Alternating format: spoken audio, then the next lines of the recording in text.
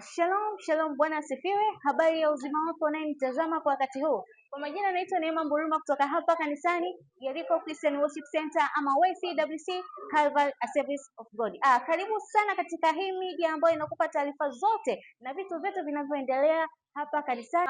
Kwa uchache tu, wiki la kumaliza Jumapili ya leo tulikuwa na ibada njema sana, ibada ya kitofauti kuhusiana na swala zima la urejesho. Kabla sijaendelea mbele, niko na mwenzangu hapa, atuambie anaitwa nani, tutaendelea. Karibu mtumishi.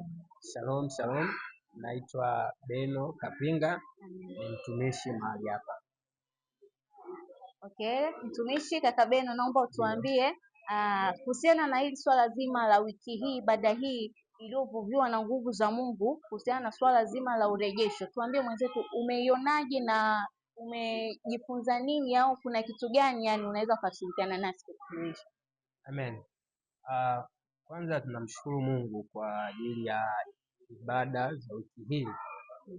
Hakika zilikuwa ni ibada za tofauti na ni ibada za kipekee kabisa. Nilipata experience ya tofauti kabisa katika wiki hii, na utofauti wenyewe unaanzia katika utaratibu wa ibada zetu. Mfano kama siku hii ya leo ni siku ya Jumapili na ratiba zetu za ibada.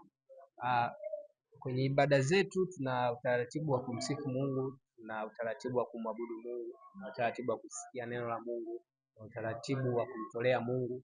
Lakini katika siku hii ya leo imekuwa kidogo kuna utofauti ambao ni mkubwa ambao umetokea katikati ya ibada zetu, kwa sababu ule utaratibu ambao sisi tumejiwekea kama wanadamu leo hii umekuwa Mungu ameamua kujidhihirisha katika namna tofauti, kiasi kwamba tukashindwa kuweza kufuata ule utaratibu ambao tumekuwa tukijiwekea katika ibada zetu. Kwa hiyo ni jambo la tofauti, na ni jambo kubwa ambalo Mungu amelifanya katikati yetu kupitia ibada zetu za wiki hii. Amina.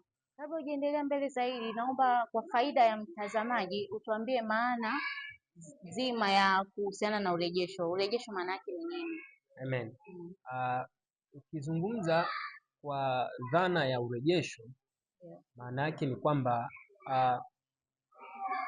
labda nizungumze kwa mfano ili uweze kunielewa kwa urahisi, kwamba urejesho maana yake kwamba mtu alikuwa anamiliki ama alikuwa ana vitu ambavyo viko chini ya utawala wake, viko chini ya mamlaka yake, viko chini ya uwezo wake. Sasa vile vitu ambavyo vilikuwa katika uwezo wake, siku akija kuona ya kwamba hana tena vile vitu ambavyo alikuwa anavimiliki, akija kuona ama akatambua kwamba vile vitu vimepotea, aidha kwa kuibiwa, aidha vimeharibiwa, ama kwa namna nyingine yoyote, ndipo hapo sasa inapokuja swala lazima la urejesho.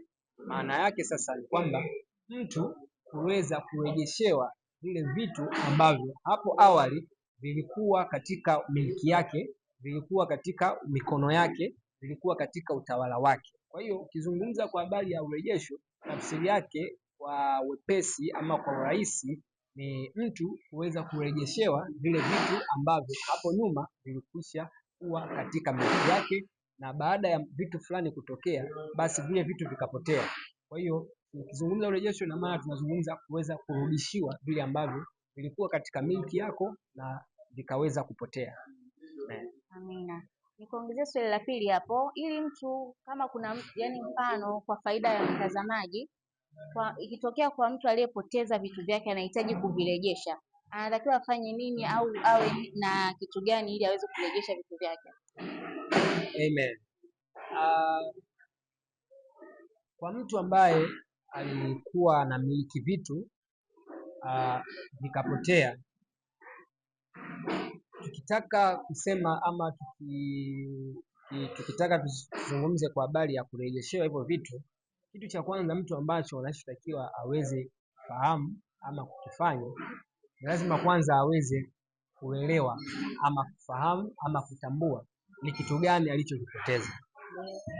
Kwa sababu ukishindwa kutambua umepoteza kitu cha aina gani ama umepoteza nini, hautaweza kupata ule urejesho kamili kutoka kwa Mungu, kwa sababu lazima uweze kutambua ni nini ambacho umepoteza. Biblia inasema katika Isaya sura ya 42 na mstari wa 22, Biblia inasema lakini watu hawa ni watu walioibiwa. Na maana kama ukiweza kutambua ulikuwa una karama, ulikuwa una kipawa fulani, ama ulikuwa una kitu fulani cha kiungu, lakini hivi sasa ukijitazama katika maisha yako kile kitu haukioni. Sasa ukitaka kuweza kurejeshewa hicho kitu, lazima kwanza utambue kwamba mimi nilikuwa nina karama ya aina fulani, nilikuwa nina kitu cha aina fulani. Baada ya kutambua sasa kwamba kile kitu nilichokuwa nacho hivi sasa sina, ndio tunarudi kwenye maandiko hapo anaposema kwamba lakini watu hawa ni watu walioibiwa. Na maana huyu mtu amekwisha kutambua ya kwamba alikuwa na karama, lakini ile karama ama kile kitu cha kiungu kimeibiwa, na wala hapana anayeweza kusema rudisha. Sasa ukishatambua hicho ya kwamba umeibiwa kitu cha namna fulani, hiyo ni hatua ya kwanza ya wewe kukaribia kurejeshewa kile kitu kutoka kwa Mungu.